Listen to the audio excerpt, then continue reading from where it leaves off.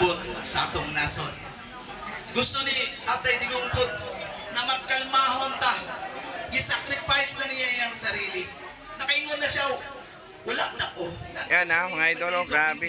Daming tao ngayon dito sa bahay ni Tatay Digong kasi mayroong mga bisita na dumating na taga ibang lugar. Talagang ang dami nila pumunta dito para ipakita yung suporta kay Tatay Digong. Lalo-lalo na sa mga ito na sa birthday ni Tatay Digong, grabe. Mas marami pa at doble pa dito yung mga tao na magsidatingan. Talag sa siya mamahan. Yan. No? Yung walay, kumanok to kabihan po kaniya. Muna, ayan, mayroon mga taga-Isiminay dito. Ayan. Participation. Diba? Nganong nagkayusa ta sa lain-lain mga kapansanan, sa lain-lain disability.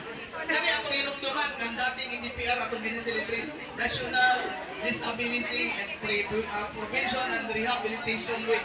Karon giusab na kung dili ta dapat NDR, National Disability and Rights sa ato mga PWD. Madungog na yung mga boses karon. Dili ka maulaw, no? Dili ka mahadlok.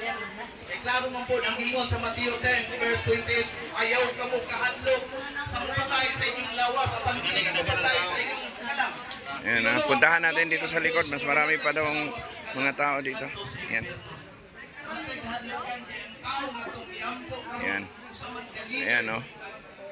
Kaya ang daming tao ngayon kasi may mga dumating at saka may balita na pupunta po daw si Pulong Duterte, no? Ayan. Dito may barracks din dito. Ayan. Ayan, maraming tao din doon, mga nagbabantay. Ayan. Grabe. Grabe yung tao. Halos gabi-gabi ganito. Ang daming mga tao. Iba-ibang lugar ang magsidatingan dito mga idol.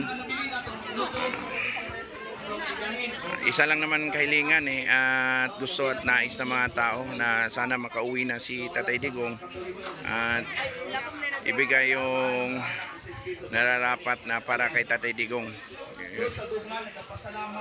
yung makauwi na siya.